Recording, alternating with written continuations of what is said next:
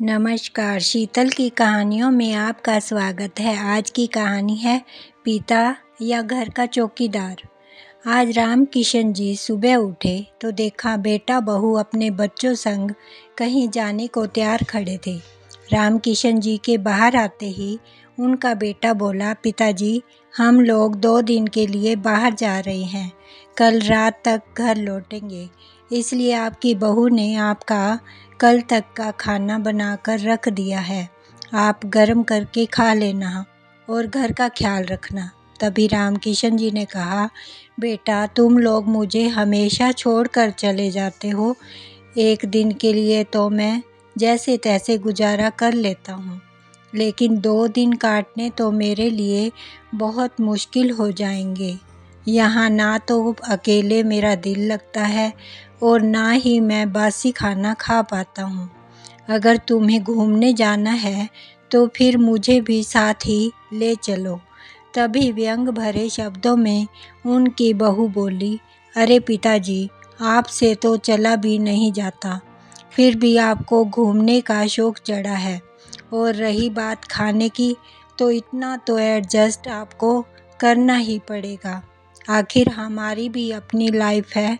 तभी उनका बेटा अमित बोला, हाँ पिताजी हम लोग आपके साथ परेशान होना नहीं चाहते, और वैसे भी घर की देखभाल करने के लिए भी तो कोई चाहिए, इसलिए आप यहीं घर पर ही रहो, हम बाहर से गेट को ताला लगाकर जा रहे हैं।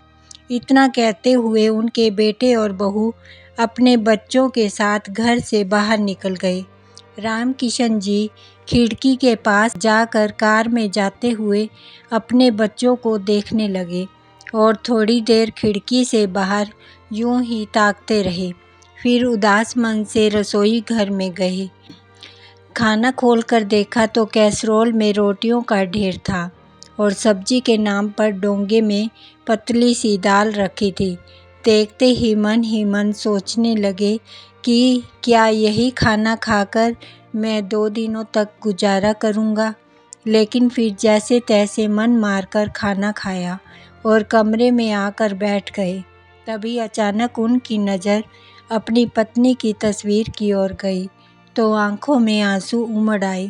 6 महीने पहले ही तो उनकी पत्नी का देहांत हुआ था और वो एकदम से अपने भरे पूरे परिवार के होते हुए भी नितांत अकेले हो गए थे। तब से लेकर आज तक हर सप्ताह बासी खाना ही उनके नसीब में लिख दिया गया था। दिन भर अकेले बैठे बैठे उनका दिल नहीं लगता था, लेकिन बात करने वाला भी कोई नहीं होता था। थोड़ी देर टीवी देख लेते, लेकिन टीवी भी भला कितनी देर देखते। सोचा अपने दोस्त से ही फ़ोन पर बात कर लूं, परंतु फ़ोन लगाया तो फ़ोन भी नहीं मिल रहा था। अब तो अकेला घर उन्हें काटने को दौड़ने लगा। थोड़ी देर छत पर जाकर टहल आता हूँ, यह सोचकर वह सीढ़ियाँ चढ़ने लगे, लेकिन देखा कि छत के दरवाजे पर भी ताला लगा था। आखिरकार वापस अपने कमरे में आकर बिस्तर पर लेट गए और सोचने लगे, क्या क्या सपने संजोए थे मैंने कि रिटायरमेंट के बाद अपनी पत्नी के साथ सारी दुनिया घूम लूँगा, सारी जिम्मेवारियाँ ख़त्म हो जाएंगी तो ज़िंदगी आनंद से जीऊँगा। लेकिन क्या से क्या हो गया, अब तो अपनी यह ज़िंदगी भी मुझे बोझ लगने लगी है। घुटन होती है इस घर में रहकर, केवल एक चौकीदार बनकर ही तो रह गया हूँ मैं, और आलम तो यह है कि बाहर जाकर किसी से बात तक नहीं कर सकता। ना जाने क्यों किसी दोस्त का फ़ोन भी नहीं लगता। बैठे बैठे अपनी ज़िंदगी को कोस ही रहे थे कि तभी उनका मोबाइल बज उठा। फ़ोन उठाया तो दूसरी ओर से आवाज़ आई, अरे राम किशन यार, तू तो हमें जैसे भूल ही गया है, कभी अपने दोस्तों की याद नहीं आती क्या? हमने तुझे ना जाने कितने फ़ोन किए, लेकिन तेरा फ़ोन तो कभी लगता ही नहीं। हाँ यार, ऐसा ही कुछ मेरे साथ भी है। मैं भी कब से तुम्हें फ़ोन लगाने की कोशिश कर रहा था, लेकिन ना जाने फ़ोन को क्या हुआ है, किसी से बात ही नहीं हो पाती। लेकिन फ़ोन तो चालू है।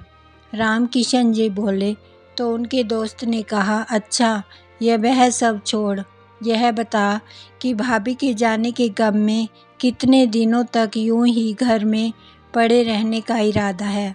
दोस्त की इस बात पर रामकिशन जी की आंखों में फिर से नमी तैरने लगी।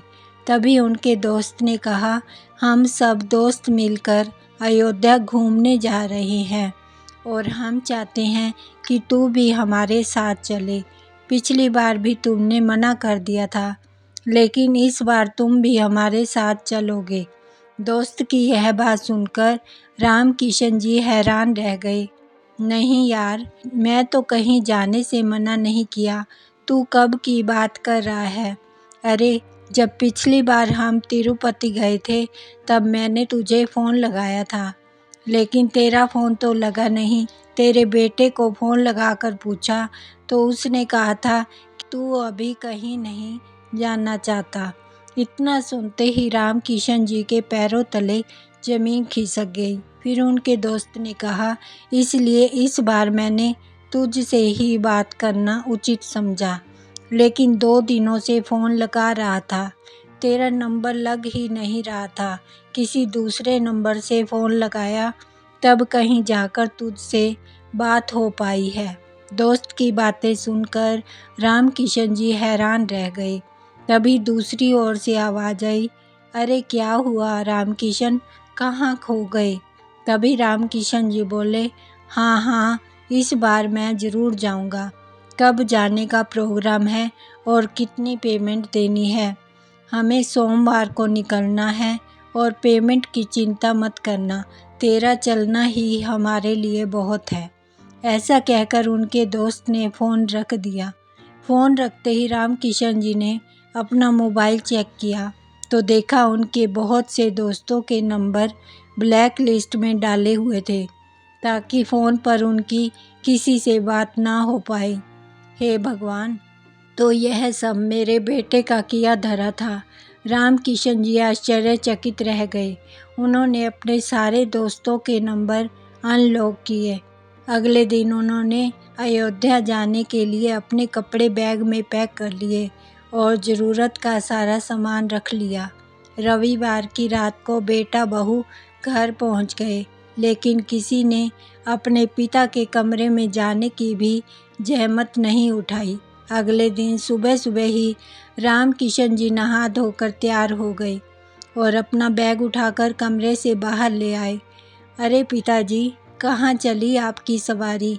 उनकी बहू ने पूछा तो बेटा भी उसी समय बोला, हाँ पिताजी, ये बैग लेकर आप कहाँ जा रहे हो? मैं अपने दोस्तों के साथ तीर्थ यात्रा पर जा रहा हूँ। इतना सुनते ही उनकी बहू बोली, आप हमसे पूछे बिना अपना जाने का प्रोग्राम कैसे बना सकते हैं? पूछना तो दूर, आपने तो बताना भी ज़रूरी नहीं समझा। आप जानते हैं कि इस हफ्ते बच्चों की परीक्षा शुरू हो रही है और मेरे चाचा जी के बेटे की शादी भी है। हम दोनों को तो मेरे मायके जाना है। आप चले जाएंगे तो बच्चों और घर की रखवाली कौन करेगा? सोचिए तो सही। तभी बेटा बोला, पिताजी, इस उम्र में कहीं गिर गए तो लेने के देने पड़ जाएंगे, और वैसे भी आपको देने के लिए मेरे पास पैसे नहीं हैं। चुपचाप अपना बैग वापस रखिए और अपने कमरे में बैठ जाइए। शाबाश बेटा, क्या ऑर्डर चलाते हो अपने पिता पर। मुझे तुमसे इसी बात की उम्मीद थी। तुम्हारी माँ क्या गई, मुझे तो तुम लोगों ने चौकीदार समझ लिया। 2 वक्त के खाने के बदले में तुमने तो मुझसे मेरी आज़ादी ही छीन ली। मेरे दोस्तों के नंबर भी तुमने ब्लैक लिस्ट में डाल दिए। इतना सुनते ही उनका बेटा बोला, वह पिताजी, मैं तो बस यही चाहता था कि आपको कोई बार बार फ़ोन करके परेशान ना करे। अच्छा, अगर इतनी ही चिंता थी मेरी तो इतना ख्याल तुम्हें क्यों ना आया कि 2 दिन बासी खाना खाकर कैसे गुजारा करूँगा। घर में अकेले पड़े हुए तो मेरा भी दम घुटता है, यह तो तुमने कभी नहीं सोचा। घर की चौकीदारी कैसे करनी है वह अब तुम देखो। मैं तो 1 सप्ताह के बाद ही लौटूंगा। रही बात खर्च की, तो सारा खर्च मैं अपनी खुद की कमाई पैसों से करूँगा। अब मैं अपनी ज़िंदगी अपने हिसाब से जीऊँगा। मुझे किसी से कुछ पूछने या बताने की ज़रूरत नहीं है। इतना कहकर रामकिशन जी घर से बाहर निकल गए। आपको यह कहानी कैसी लगी? कृपया कमेंट करके बताएं और इस चैनल को सब्सक्राइब करें। धन्यवाद।